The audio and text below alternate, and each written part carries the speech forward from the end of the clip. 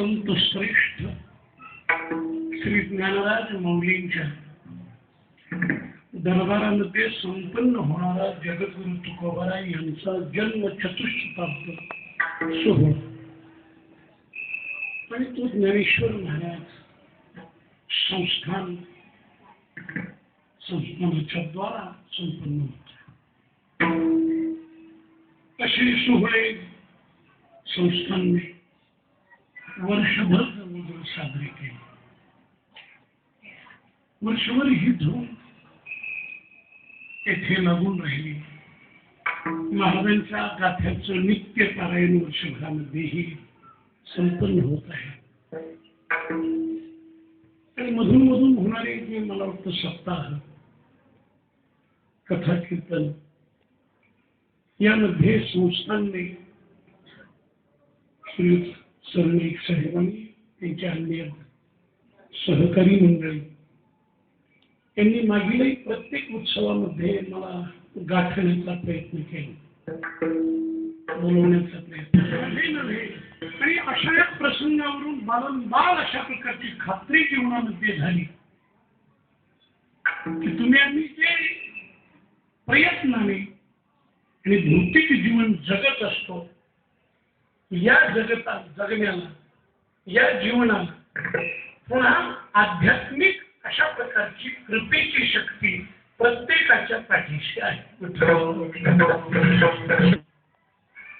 बोलण्याचा चालण्याचा प्रयत्न करतोय पण त्याच्या त्या जीवन व्यवहाराला मातेच्या कृपेचा आधार असतो, प्रेमाचा आधार असतो। ते लेकरू खेळत बागडत असलं काही असलं तरी लक्ष आईचं त्याच्याकडे असतं, त्याच्याकडे लक्ष। लेकराचं लक्ष आईकडे असेल की नाही सांगता येत नाही आणि तसे काही म्हणता येत नाही, त्याचे लक्ष निश्चितपणाने आईकडे असेल आणि या बाबतीत तर निश्चित अनुभव येतो। बहुतेक लोक असं सगळे म्हणत असतात लहान लेकराला काय कळतं, बाळाला काय कळतं, ज्याला काही कळत नाही त्याला काय म्हणतात लेकरू बाळ। पण माझं निरीक्षण असं आहे की त्या लहान बाळाला लेकराला जे कळतं ते मोठं झालेल्यालाही घोड्याला म्हणत होतो पण वेगळा शब्द काय फेकला झाला घोडा झाला, मोठ्याला काही कळत नाही। लहान लेकराला काय कळतं असं म्हणणाऱ्याने त्याला उघड उचलून पहा, कडे त्याला प्रेम देऊन पहा, त्याला काही खायला द्यावं, लिहायला द्यावं, बाईने म्हणा दुसऱ्या बाईने म्हणा किंवा एखाद्या माणसाने उचलून बघावं आणि मग त्याला कळेल की याला कळतं का कळत नाही। याने काहीही देऊ केलं तरी याच्या कडेवरती लेकरू राहत नाही आणि जिच्याजवळ द्यायलाही काही नाही त्या आईशिवाय थांबत नाही, आईशिवाय थांबत नाही। त्याची शक्ती कशी पडते त्याला आवडत असतं। आईजवळ गेलं की ते शांत होतं, नवीन नवीन देवच होतो। दुसऱ्याच्या कडेवर गेलं की दैत्य होत, नाही राहणार दुसऱ्याच्या कडेवर। मग याच्या लक्षात येईल हे बरोबर एकच लोक याला कळतं का कळत नाही। आपल्या आईच्या कडेवरच आपण गेलो पाहिजे, हे फक्त लहान लेकरालाच कळतं। कितीही कशाही अक्षरासारख्या असतील कोणी असतील त्यांच्याजवळ गेला ही एक निष्ठता, ही अनन्यता लेकराला एक प्रकारची कळत असते। तेव्हा संतांचं भगवंताचं लक्ष प्रत्येक जीवाच्या पाठीमागे। मी असा अभिमान घेणार नाही की माझ्या एकट्याच्याच पाठीशी ही कृपा आहे, कारण तो त्यांचाही कमीपणा होईल, त्यांचाही संकोच होईल। ते जर एकट्या दुकट्यावर कृपा करतील तर त्याच कृपेच्या आश्रय त्यांचा सर्वांना आहे, कृपेचा आश्रय। मागे दिल्लीला जो सोहळा झाला त्यावेळेला कृपेचा विशिष्ट अनुभवच त्याला म्हटलं जातं।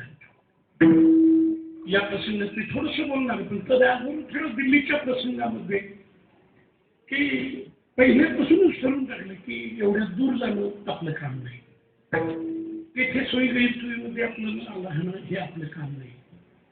त्यामुळे दिल्लीच्या या सोहळ्यामध्ये आपण जायचं विचारच मनातून सोडून दिले. अगदी अरविंदनगरी महाराजांचा फोन आला पहिल्या दिवशी. त्यांना व्यवस्थित सगळं वातावरण चांगलं आहे, हजारो लोक जमले. त्यांच्या घशीमध्ये इथे दूध आता खूप जमलेलं आहे, आता फक्त साखरेची गरज आहे. अर्थात त्यांनी सगळ्याला दूध ठरवून मला साखर ठरवून वेगळं काढलं, त्याची जाण मला आहे. तिथे दिल्लीतच मी थोडं सांगितलं की दूध बरं का साखर बरी, सर्वांच्या दृष्टीनं काय बरं, बाळापासून तर मोठ्यापर्यंत दूध बरं आहे. तशी साखर सर्वांना बरी नाही. डायबिटीसच्या लोकांना विचार बसलेले आहे समाधी, पण काळजी करतात सर्व लेकरांची. महाराजांच्या लेकुडे शब्दावर येताना आपण बोलण्याचा प्रयत्न करू. जगद्गुरु तुकोबाराय जाऊन बसले होते भंडारा डोंगरामध्ये, पण विचार चालू होता विश्वास, विठ्ठला विठ्ठला. थोडीशी दिलगिरी हीच व्यक्ती करायची आहे की माझ्यातून फार विचार झाला नाही हृदयाने की आपण माऊलीच्या मंदिरातील सेवा करायलाच हवी. अन्य ठिकाणी किती करू लागलो सेवा आणि मूळ ठिकाणी आपण नाही सेवा केली तर अडचण आहे, ते अयोग्य आहे. परंतु ते घडत मात्र असं थोडं गेलं. अलीकडच्या काळात प्रवासाच्या दिवसाचा विचार करून कार्यक्रमाचा विचार होतो, पण आम्ही टाळत गेलो म्हणा, नाकारली. पण ज्ञानराज माऊलींनी मात्र शेवटी का होईना पदरात घेतलं आणि शेवटी सर नाईक सर झाले. विठ्ठला या सेवेचा सुयोग एक प्रकारे मी दोघांनी विचार केला होता असं म्हटलं. याचं कारण आहे याच्यात दुसरं एक काम आहे, हे कुणाला ज्ञात होतं, कुणाला माहित नव्हतं. या दृष्टीनं कशी रचना आणि कशी केली जाते. अलोक सामान्य मग चिंते ही संत महात्मांचं जीवन आणि क्रिया अचिंत्य आणि असामान्य. आज दोन कार्यक्रम घडले. श्री क्षेत्र भंडारा डोंगर या ठिकाणी जगद्गुरु तुकोबारायच्या मंदिराच्या वास्तूचं भूमिपूजन दुपारी आणि सायंकाळी ही सेवा. या दोन्ही सेवा माझ्या पदरात पडाव्या याकरता माऊलींनी रचना केली. उद्या सकाळची सेवा काल्याच्या कीर्तनाच्या निमित्ताने या ठिकाणचं जे कोणतं मंडळ आहे, मारुती हनुमान सेवा मंडळ, श्री दत्तात्रय कुऱ्हाडे गुंडरे, श्री दत्तात्रय गुंडरे यांनी अगोदर उद्या सकाळची सेवा घेतली आणि ती सेवा निश्चित झालेली असल्यामुळे येथून फोन आल्याच्या नंतर मला 29 तारखेची रात्रीची सेवा घेता आली आणि ही घेतलेली असल्यामुळे सकाळी तुकोबारायच्या वास्तू पूजनाला उपस्थित राहता अनुभवत असताना महाराजांच्या मुखातून जे शब्द निघाले तेच आपल्याला काढावे लागते. तुका म्हणे मेलो युक्तीची काय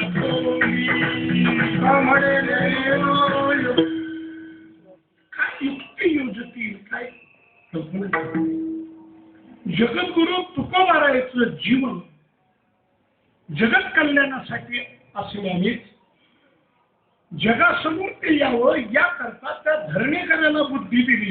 ही युक्ती विठ्ठला विठ्ठला. त्यांनी येथे धरण घेतलं माऊलीच्या दारात.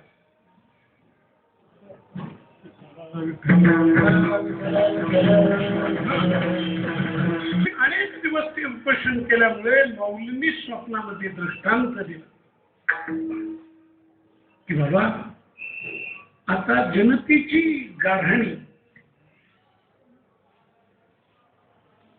दुसऱ्या कोर्टात आहे, ते दुसऱ्या ठिकाणी आहे. आता जॉर्ज बुश नाही, ओबामा बराक ओबामा.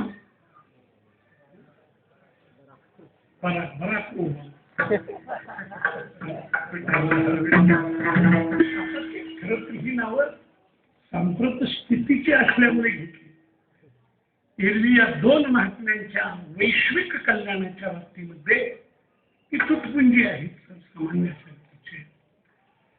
पण समाधीत राहूनही धरणीकरी असेल, रामेश्वर भक्त असतील, अन्य आणखी कोणी अंतरंग साधक असतील, त्यांना दिलासा देणं, धैर्य देणं, त्यांचे मनोरथ पूर्ण करणं, ह्या गोष्टी आजही येथे घडतात.